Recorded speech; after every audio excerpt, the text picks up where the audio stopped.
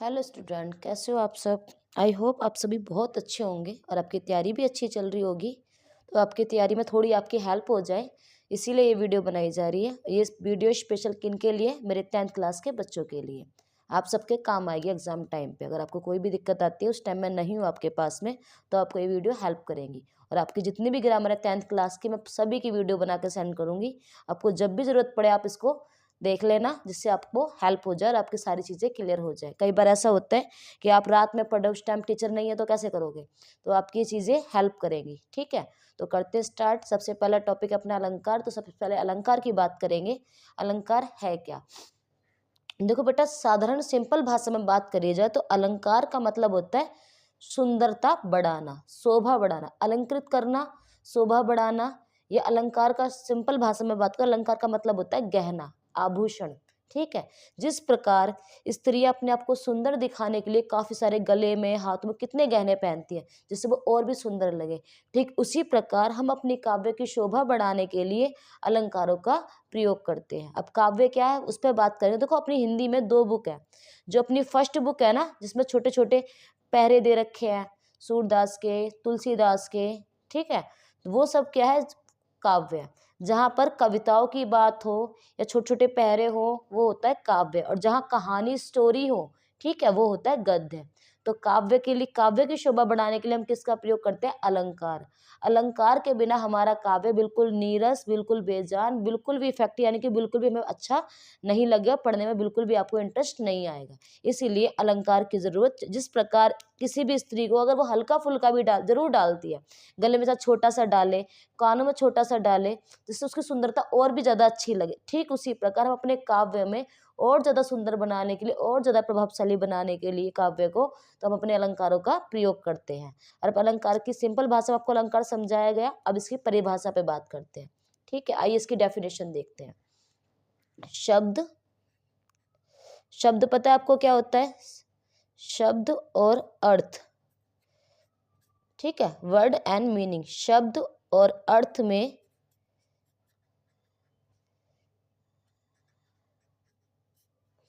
चमत्कार उत्पन्न कर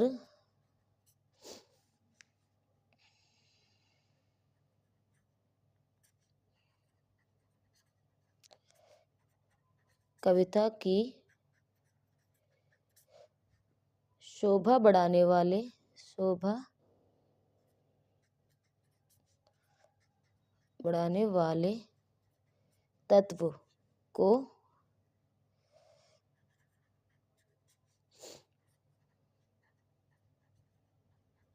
अलंकार कहते हैं। और अलंकार भी 2 प्रकार के होते हैं। ठीक है, कौन कौन से, पहले तो डेफिनेशन में बात करेंगे, शब्द और अर्थ। ठीक है, अर्थ नहीं लिखा मैंने यहाँ पे, और तुम लोग बताते भी नहीं हो। ठीक है, शब्द और अर्थ में चमत्कार उत्पन्न कर कविता की शोभा बढ़ाने वाले तत्व को अलंकार कहते हैं। मैंने भी बताया ना कि हमारी कविताओं को और ज़्यादा प्रभावशाली, और ज़्यादा इंटरेस्टिंग बनाने के लिए, इसको और भी ज़्यादा अच्छी लगे, उसके लिए हम किसकी प्रयोग करते हैं, किस चीज़ का यूज होता है उसमें, अलंकार का। और अलंकार कितने प्रकार के होते हैं, 2 प्रकार के। परिभाषा देख ली। अब नंबर 1, पहला अलंकार की बात करेंगे। सबसे पहला अलंकार होगा हमारा शब्द अलंकार।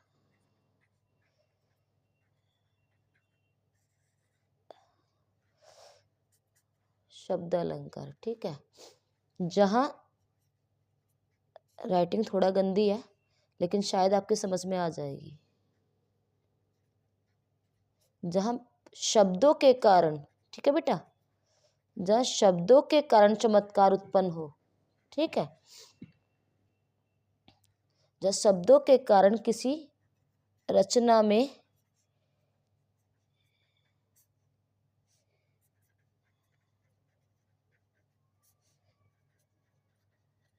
चमत्कार उत्पन्न हो, वहां होगा आपका, क्या होगा, शब्द अलंकार। ठीक है,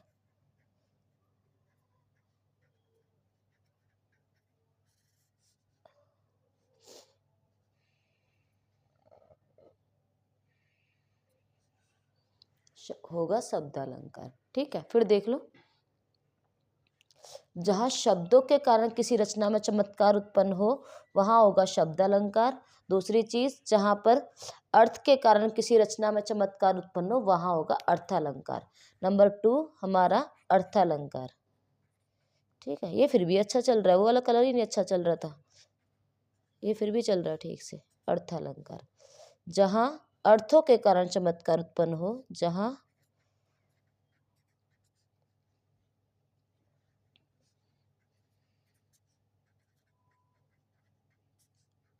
अर्थों के कारण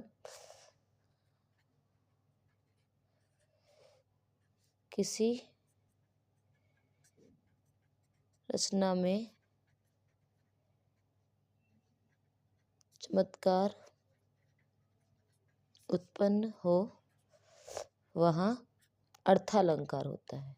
ठीक है बेटा, वहाँ अर्थालंकार होता है। अब सबसे पहले अलंकार की बात हुई। अलंकार क्या होता है? अलंकृत करना, शोभा बढ़ाना, या अलंकार का सिंपल भाषा में बात करें तो गहना या आभूषण। ठीक है, जिस प्रकार कि कोई भी स्त्री अपने आप को सुंदर दिखाने के लिए आभूषण का प्रयोग करती है, क्योंकि अलंकार का मतलब होता है गहना, अलंकृत करना। ठीक है, ठीक उसी प्रकार काव्य की शोभा बढ़ाने के लिए हम अलंकारों का प्रयोग करते हैं। परिभाषा में शब्द और अर्थों में चमत्कार उत्पन्न कर कविता की शोभा बढ़ाने वाले शब्दों को अलंकार। जहां पर शब्द और अर्थों के कारण कविताओं में कविताओं की शोभा बढ़ाई जाए वहां होगा शब्दालंकार या अर्थालंकार। ठीक है, 2 अलंकार होंगे, शब्दों के कारण बढ़ाई जाए तो शब्दालंकार, और अर्थों के कारण शोभा बढ़ाई जाए तो अर्थालंकार। 2 ही अलंकार हैं आपके, शब्दालंकार और अर्थालंकार। अब शब्दालंकार के अलग अलग भेद हैं, अर्थालंकार के भी।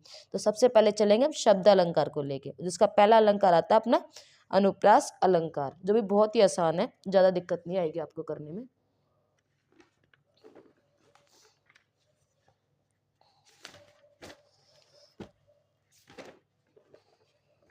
ठीक है, यहाँ कराते हैं, मंगानी पड़ेगी, रजिस्टर खत्म हो रहा है।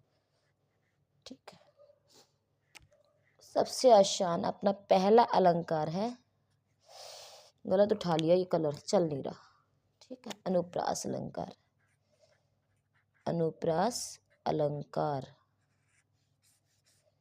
ठीक है, अब इसकी परिभाषा या लक्षण कह लो या परिभाषा कह लो, एक ही बात है। ठीक है, आसान है, कुछ नहीं करना आपको। जहां व्यंजनों की बार बार आवर्ती, मतलब आवर्ती का मतलब होता है बार बार किसी चीज का रिपीट होना है, बार बार आना, समझ रहे हो? आवर्ती के कारण चमत्कार उत्पन्न हो। ठीक है, उत्पन्न हो वहां होगा, वहां उत्पन्न हो वहां अनुप्रास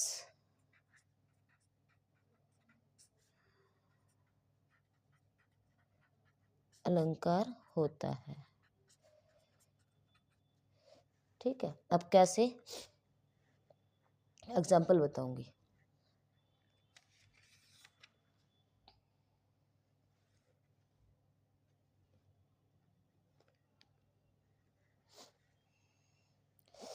उदाहरण मैंने लिखा, रघुपति राजा राम। ठीक है, राघव राजा राम। अब इसमें किस वर्ड की आवर्ती है बताया जाए। रे रे रे रे, तो इसमें क्या है, रे वर्ड की, रे जो रेश अक्षर है अपना, इस वर्ण की आवर्ती के कारण ये अनुप्रास अलंकार है। ठीक है, नंबर 2 और लिखते हैं, एग्जाम्पल और कर लेते हैं। मधुर मधुर मुस्कान मनोहर। मधुर मधुर 2 बार रिपीट हुआ है, मुस्कान मनोहर। इसमें क्या यूज हो रहा है बार बार, कौन सा अक्षर आएगा? ठीक है, बताओ। मधुर दोबारा होगा ना, या मधुर दोबारा लिखा जाए, मैं लिखा नहीं, यहाँ भी मैं मधुर, यहाँ भी मैं मधुर, मुस्कान मनोहर।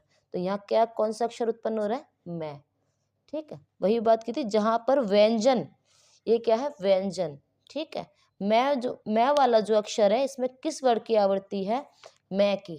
ठीक है, किस वर्ग की है? मैं की।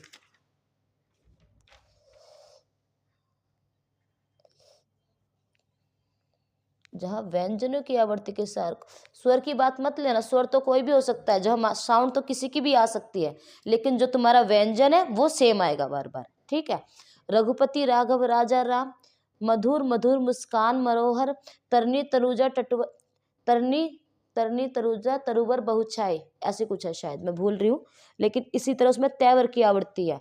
ठीक है, जहां पर किसी अक्षर की बार बार सेम वही आवृत्ति हो तो वहां पर क्या होगा? अनुप्रास अलंकार। जहां पर व्यंजनों की बार बार आवृत्ति के कारण चमत्कार उत्पन्न हो वह अनुप्रास अलंकार होगा। कुछ नहीं करना, सिंपल बात है। जहां पर व्यंजनों की बार बार आवृत्ति के कारण चमत्कार उत्पन्न हो वह अनुप्रास अलंकार होगा। जैसे उदाहरण लिखा मैंने, रघुपति राघव राजा राम, या रेवर की आवृत्ति है। मधुर मधुर मुस्कान मनोहर, या मैव की आवृत्ति है। तो जहां पर स्वर पे मत जाइएगा, स्वर तो कोई भी हो सकता है। ठीक है, जहां पर जो अक्षर है आपके, जो व्यंजन है वो सेम आना चाहिए। अब मधुर मधुर 2 बार लिख रहा था, लेकिन मैंने एक ही बार लिखा है। मधुर मधुर मुस्कान मनोहर, स्वर तो अलग है या मुस्कान में, ऊ की मात्रा है। ठीक है, लेकिन स्वर पे नहीं जाना, हमें किस पे जाना है? व्यंजन पे। व्यंजन हमारा सेम आना चाहिए। जहां व्यंजनों की आवृत्ति के कारण चमत्कार उत्पन्न हो वह अनुप्रास अलंकार होगा, और कुछ नहीं करना इसमें। ठीक है, अलंकार हमने समझ लिए थे, और पहला अलंकार किया हमने अनुप्रास अलंकार। ठीक है, पढ़ लीजिएगा, समझ में आएगा आपके, और कुछ रह जाए तो मैं कल कराऊंगी। ठीक है, बाय बाय, टेक केयर, खुश रहिए और खूब पढ़िए, अच्छे से एग्जाम दीजिएगा।